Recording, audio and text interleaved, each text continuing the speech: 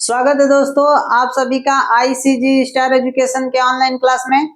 देखिए हम संसाधन एवं विकास पढ़ चुके हैं, यानी कि रिसोर्स एंड डेवलपमेंट पढ़े हैं। इसमें हम लोग जो पढ़े थे मृदा के प्रकार, जिसमें 5 प्रकार के मृदा के प्रकार में हम पढ़े थे कि कौन कौन सी मृदा होती है। पर्वतीय और वन मृदा, जलोढ़ मृदा, लाल और पीली मृदा, काली मृदा, लेटराइट मृदा और शुष्क या मरुस्थलीय मृदा। तो जब हम लोग भूगोल पढ़ रहे हैं तो ये जरूरी भी है कि मैप भरना हम लोगों को आना चाहिए। कौन से मिट्टी भारत के किस क्षेत्र में पाई जाती है और कितना उसका प्रतिशत है, ये सब हम बताए हैं और उसी को मैप में आइए हम लोग अच्छी तरीके से सीखते हैं। तो देखिए ये हमारा क्या है, भौगोलिक मैप है। ठीक, मैप 2 प्रकार के होते हैं, एक होता है राजनीतिक और एक होता है भौगोलिक। तो जिससे हमें मिट्टी का प्रकार वगैरह दिखाना होता है उसे हम क्या कहते हैं, तो भौगोलिक मैप कहते हैं या मानचित्र कहते हैं। और एक जिसमें हम लोग राज्य को दिखाते हैं, यानी कि राज्य की बाउंड्री बता दे, जैसे यहाँ से ये हो गया राजस्थान, यहाँ से उत्तर प्रदेश, यहाँ से जम्मू कश्मीर, इस वाले मैप को क्या कहते हैं, तो राजनीतिक मैप कहते हैं। तो हमें अभी यहाँ राजनीतिक मैप का कोई उपयोग नहीं करना है। तो आइए देखते हैं कि मृदा को हम कैसे अपने भारत में कि कैसे कैसे है मृदा, इसको हम समझते हैं। तो देखिए सबसे पहले पर्वत और वन, पर्वतीय और वन मृदा कहाँ कहाँ भारत में पाई जाती है। तो देखिए आप लोगों को बताए थे कि पर्वतीय यानी कि पर्वत वन, और यहाँ क्या होता है तो हिमनद जमे होते हैं, और ये पर्वतीय क्षेत्रों पे क्या होते हैं तो वन पाए जाते हैं। तो ये क्षेत्र देखिए कहाँ पे है, ये भारत के सबसे उत्तर में, यानी कि जम्मू कश्मीर लद्दाख वगैरह के साइड में। ये देखिए ये वाली मैप बिल्कुल ऊपर है। ठीक, ये कहाँ पाई जाती है, अगर आप लोगों से ये भी पूछ ले कि राजनीतिक मैप का चित्र देके, या ऐसे पूछे कि राजनीतिक में बताइए कि पर्वत और वन्य मृदा कहाँ पाई जाती है, तो आप लोग बता सकेंगे ये ऊपर वाला भाग, ये क्या होता है, जम्मू कश्मीर होता है। ठीक, J&K। ठीक, आगे देखिए फिर इसी के अगर हम नीचे आते हैं तो यहाँ से इन पर्वतों से यहाँ पे क्या होते हैं तो हिमालय, यहाँ इधर इस साइड हिमालय आप लोग जानते ही हैं, ये नेपाल का भाग, इधर पूरा ये पूरा क्या है, पर्वत है, हिमालय के पहाड़ भी हैं। और इसी में बताए थे कि 12मासी नदियां निकलती हैं। क्या निकलती हैं, 12मासी नदियां निकलती हैं, जो भारत के उत्तर मैदान का निर्माण करती हैं। किस मैदान का, उत्तरी मैदान का या उत्तर मैदान का। तो देखिए यही वाला वो उत्तर मैदान है, और ये उत्तर मैदान क्या है, तो ये पूरा जलोढ़ मैदान बना हुआ है। नदी से निर्मित मैदान कौन सा बनता है, जलोढ़ मैदान। ठीक, कहते हैं कि जब नदियां अपने उद्गम स्थल से चलती हैं तो बहुत सारे अवक्षेपों को लेके आगे बढ़ती हैं, और इन्हीं को आकर के कूड़ा करकट जो लेके आती हैं, मिट्टी का कटाव करते हुए जब आगे बढ़ती हैं तो इसी मैदान में छोड़ देती हैं। और इस मैदान में छोड़ने से किस मैदान का निर्माण होता है, तो जलोढ़ मृदा का निर्माण होता है।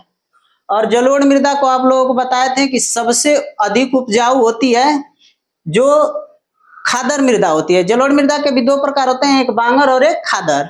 तो इसमें जो ये जलोढ़ मृदा है ये वाला क्षेत्र, और साथ के साथ देखिए जलोढ़ मृदा के कुछ इधर भी क्षेत्र हैं, और ये वाले नीचे देखिए तो इसमें भी आप लोगों को बताए थे कि कावेरी नदियां, गोदावरी नदियां, इन कृष्णा नदियां, इन नदियों से भी जो निर्मित डेल्टा है, इससे भी बताए थे आप लोगों को कि जलोढ़ मृदा का निर्माण होता है। तो ये वाला क्षेत्र इन नदियों से निर्मित है ये। ठीक, समझ में आ गई इतनी बात।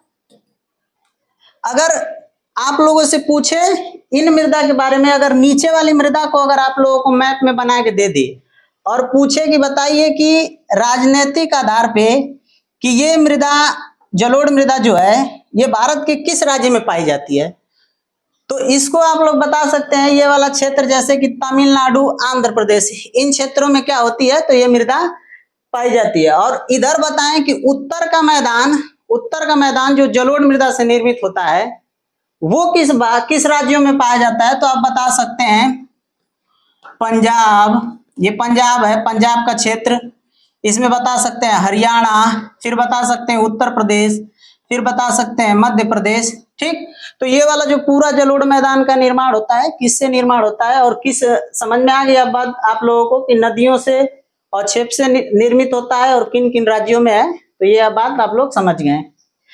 तो पर्वतीय वन और पर्वतीय और वन मृदा हो गया, जलोढ़ मृदा हो गया। अब लाल मृदा देखिए, लाल मृदा क्या है? तो ये वाले जो क्षेत्र हैं ये लाल मृदा है, ये वाले क्षेत्र क्या है? ये लाल मृदा है। ठीक, इन क्षेत्रों को देखिए, लाल मृदा का क्षेत्र क्या है? तो आप लोगों को बताए थे कि ये वाले जो क्षेत्र है इधर ये किन राज्य में निर्मित है? तो ये कर्नाटक में निर्मित है। कहाँ पे है? कर्नाटक में। कर्नाटक में ये मृदा निर्मित है। और कर्नाटक के बाद देखिए लाल मृदा, और इधर ये जो है ये छत्तीसगढ़, ठीक, उड़ीसा, यानी कि पर्वतीय क्षेत्रों पे लाल मृदा का निर्माण होता है। ठीक, तो अगर राज्य पूछे तो इधर उड़ीसा, छत्तीसगढ़, और इधर कर्नाटक। ठीक, और ये मृदा कैसे निर्मित होती है? ये पर्वतीय मृदा होती है, ये आप लोग समझ सकते हैं। अगर क्षेत्र भी दे तो आप लोग इन क्षेत्रों को भी थोड़ा सा ध्यान दे दीजिएगा। ठीक, और इधर पूर्वोत्तर के कुछ राज्य हैं जैसे कि असम वगैरह, इधर भी ये मृदा पाई जाती है। और असम है, मेघालय है, त्रिपुरा है। ठीक, तो इधर इन राज्यों में भी पाई जाती है कौन सी मृदा? तो लाल मृदा। ठीक, अब लाल मृदा हो गया। अब आप लोग देखिए काली मृदा। काली मृदा का निर्माण कैसे होता है? तो काली मृदा का निर्माण आप लोगों को बताए थे कि ज्वालामुखी विस्फोटों से होता है। तो ये वाला क्षेत्र देखिए, ये काली मृदा का क्षेत्र है। कलर बदल लेते हैं, कलर बदल लेते हैं। देखिए ये वाला जो पूरा क्षेत्र है, ये वाला क्षेत्र क्या है? तो ये काली मृदा का क्षेत्र है। इतना बड़ा ये क्षेत्र काली मृदा का क्षेत्र है।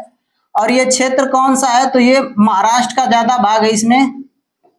किसका भाग है? महाराष्ट्र का। और एक ये भाग देखिए, ये वाला भाग देखिए, इधर ये जो गुजरात का भाग दिख रहा है, ये पश्चिम साइड में क्या है? ये गुजरात का भाग है। ठीक,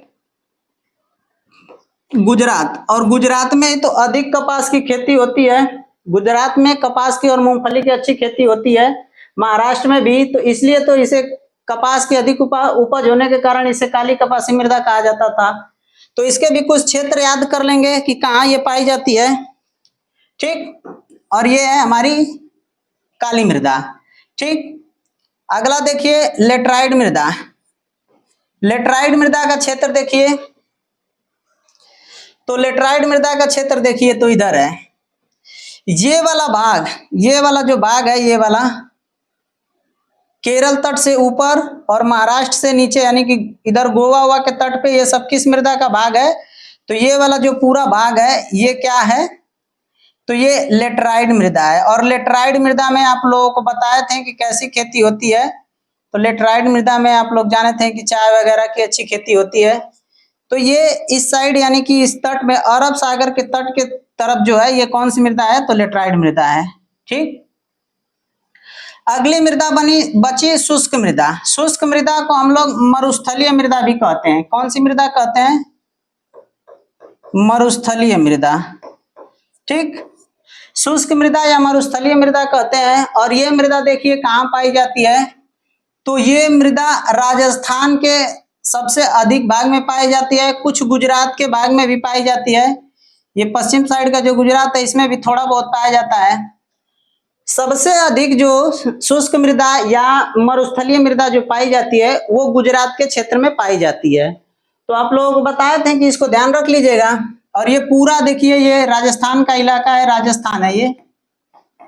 और राजस्थान में कौन सी मृदा पाई जाती है? तो शुष्क मृदा। या तो यहां से यदि अगर आप लोगों को क्वेश्चन आएगा तो 1 नंबर का आएगा, आराम से इनको बना सकते हैं कि कौन सी मृदा कहाँ पाई जाती है।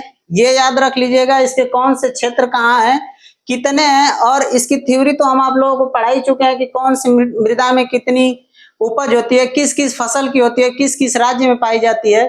और मैप भरना देगा तो थोड़े से राजनीतिक मैप अगर आप लोगों को याद है तो ऐसे आप लोग आसानी से भर सकते हैं। वीडियो अच्छा लगा है तो वीडियो को शेयर करें, चैनल को सब्सक्राइब करें।